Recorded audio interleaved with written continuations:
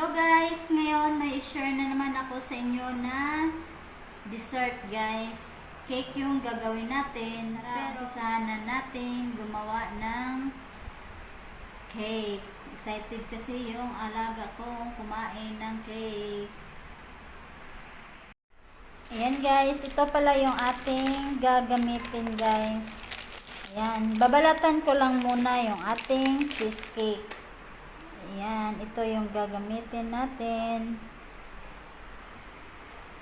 Ayan, babalatan lang natin siya lahat.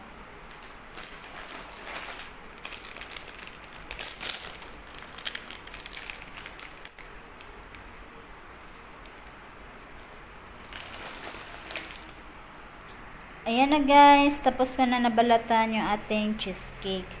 Try ko lang kasi to guys, kung kakain ba yung basti namin, kasi cheesecake yung flavor.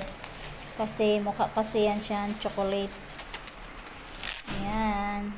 Susubukan ko lang kung kakain ba siya nito. Ngayon guys, dudurugin lang natin yung ating cheesecake. Ayan, ganyanin lang natin.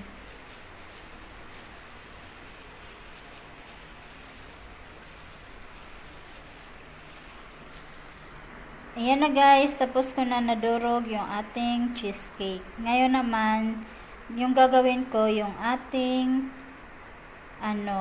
cream.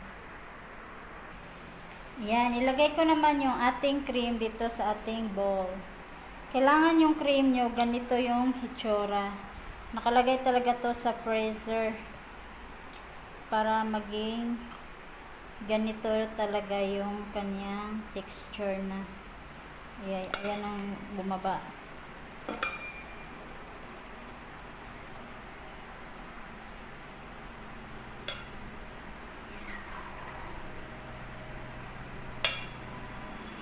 Ayan, imimix lang din natin siya gamit ang ating electric mixer. Kasi mas mabilis kasi kung ito yung gagamitin natin kaysa yung sa mano-mano. Ayan, umpisa na natin.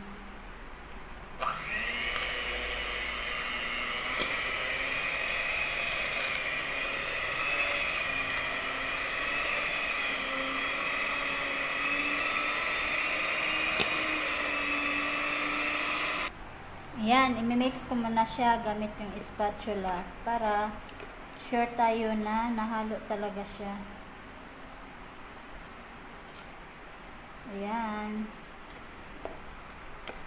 Ayan, medyo nag-double na yung volume sa ating cream. Pero imimix pa rin natin siya ulit.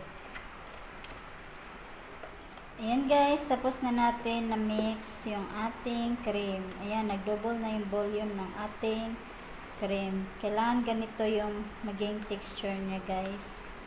Yung maging consistency niya. Ayan. Ito pala yung gagamitin ko maging hulmahan sa ating cake. Dahil wala tayo yung guys, stainless. Ayan, gumawa ako ng paraan para makagawa tayo ng circle. O diba? Maparaan talaga yung nanay. Hindi ko alam kung anong tawag nito guys, yung para siyang makapal din, pero hindi siya bond paper. Pero parang makapal siya na papel. Hindi ko alam kung anong tawag niyan. Ayan na, bahala na lang guys kung anong tawag niyan.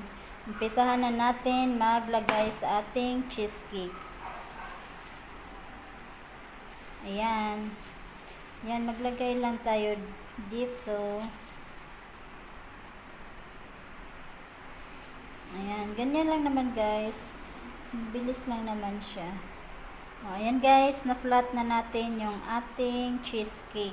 Ngayon, isunod ko naman yung ating cream. Maglagay lang tayo.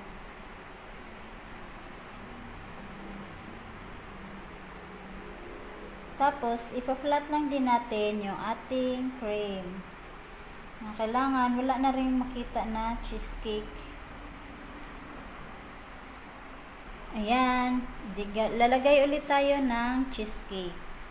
Ayan, ganyan lang lang guys, paulit-ulit lang na ating gagawin. Diba, para talaga siyang totoong cake guys. Kasi naka-circle pa yung kanyang shape. Tapos, maglagay lang din ulit tayo ng cream.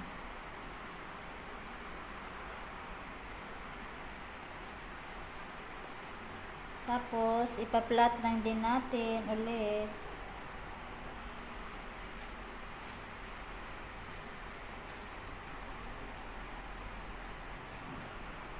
Ayan na guys, tapos ko na nalagay yung ating cheesecake. Nga naman guys, tabi ko lang to kasi yung natirang cream, lalagyan ko lang siya ng cocoa powder. Kasi yun yung magiging natin, topping sa taas para hindi mahalata ng ating basti na hindi pala chocolate sa loob. Ayan guys, lagyan ko lang siya. Hindi ko na siya susukatin guys kung gaano kadami. Ayan, imimix ko lang din siya ng maayos hanggang sa maghalo na sila guys. Maging chocolate na yung flavor sa ating cream.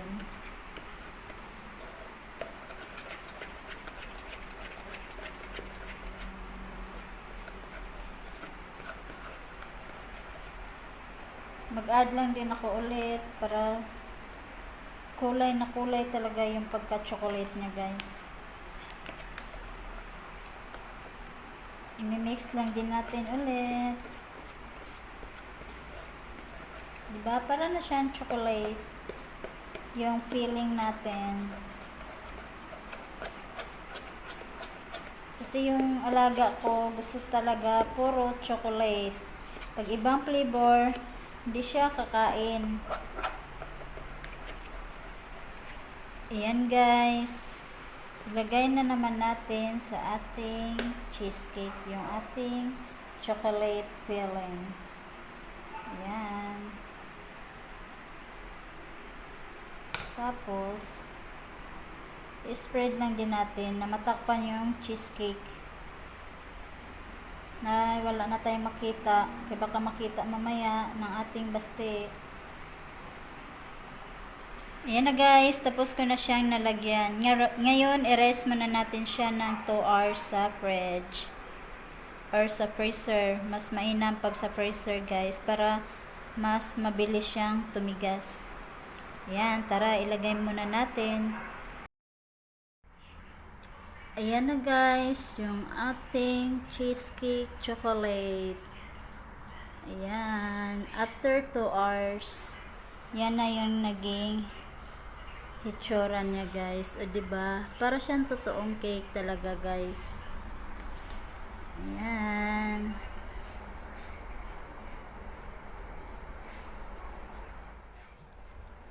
Ayan na guys, yung ating cheesecake chocolate.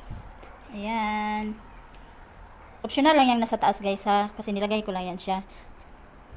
Para naman may decorate.